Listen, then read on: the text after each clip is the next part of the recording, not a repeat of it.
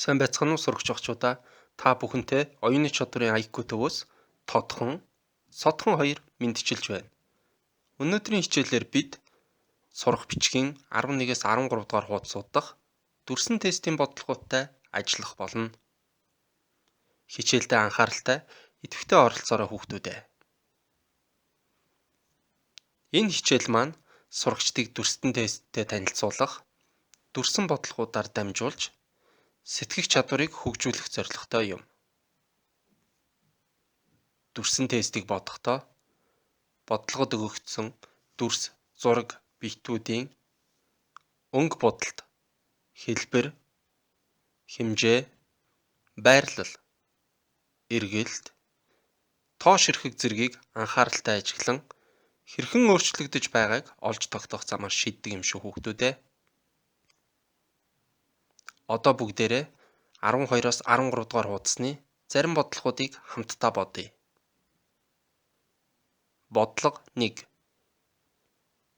Асуултын тэмдгийн оронд аль нь тохирох вэ? Учрыг тайлбарлаарай. Энэ бодлогод дүрсэн дараалал өгөгдөжээ.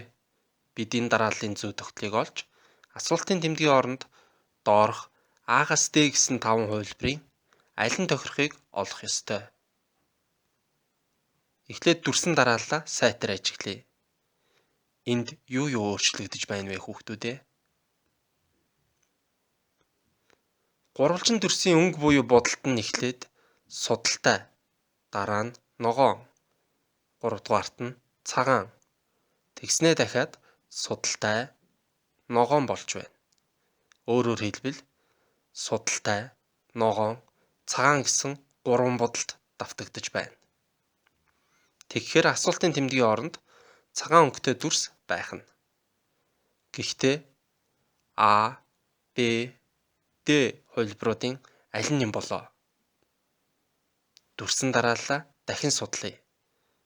Бодолтоос өөр юу өөрчлөгдөж байна вэ? Та нар олж харав уу хүүхдүүдээ? Зүйтэй. Гурвалжин дүрсийн орой дээшээ, доошоо, баруун гар тийш, зүүн гар тийш гэсэн чиглэл рүү зааж байснаа 5 дахь гурвалжны орой дахиад дээшээ чиглэсэн байна. Иймд асуултын тэмдгийн оронд оройн дээшээ чиглэсэн гурвалжны дараагийн буюу оройн доошоо заасан гурвалжин байх нэ. Энэ бодлогын зөв хариу нь Б хувилбар байна. Бодлого бодолтоо ойлгосон уу хүүхдүүдээ? Хэрвээ ойлгоогүй бол бичлэгээ ухраан дахин үзэж аав ээж, ах эгчээсээ тусламж хүсээрэй. Бодлого 3. Арын зайд дарааллыг үргэлжлүүлэх дүрсийг зураарай. Дүрсүүдээ сайтар ажиглая. Нэг л танил дүрсүүд байна уу да? Юу билээ? Тоонуудтай төстэй харагдаад байна. Гэхдээ зарим тоонууд нэг л буруу харагдаж байна да. Тоонуудын байрлалыг өөрчилсөн юм болов уу? Эргүүлээд үзье.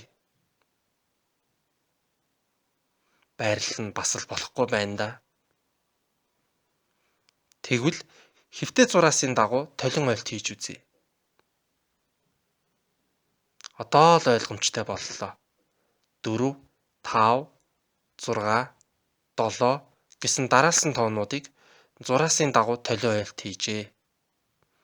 Тэгэхээр дараагийн дүрс нь 8 тооны толин ойлт байх нь.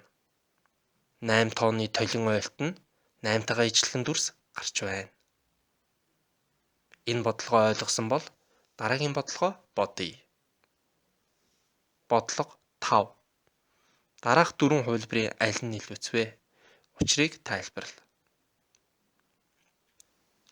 Илүүцийг олох бодлогод бусдаасаа ялгаатай өөр зүй тогтол бүхий хувилбарыг олох хэрэгтэй байдаг. Дүрсүүдэд анхааралтай ажиглая. Олон үнцэгт дотор дугуй, гурвалжин, дөрвөлжин дүрсүүд мөн ягаан цэгийн хамт байна. Ягаан цэгийн байрлалыг харъя. А хувилбарт гурвалжин, дугуй хоёрын огтлолцол дотор, Б хувилбарт гурвалжин дотор, В хувилбарт мөн л гурвалжин дугуй хоёрын огтлолцол дээр Г хувилбарт бас ижил байна. Тэгэхээр бусдаасаа ялгаатай хувилбар нь Б байна. Учир нь бусад хувилбаруудад ягаан цэг дугуй гурвалжин хоёрын огтлолцол буюу давхцаж байгаа хэсэгт байрлжээ.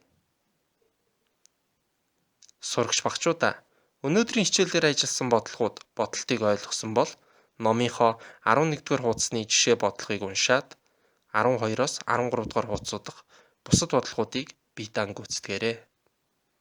Та бүхэнд амжилт хүсье. Дараагийн хичээлээр уулзтлаа. Түр баяртай.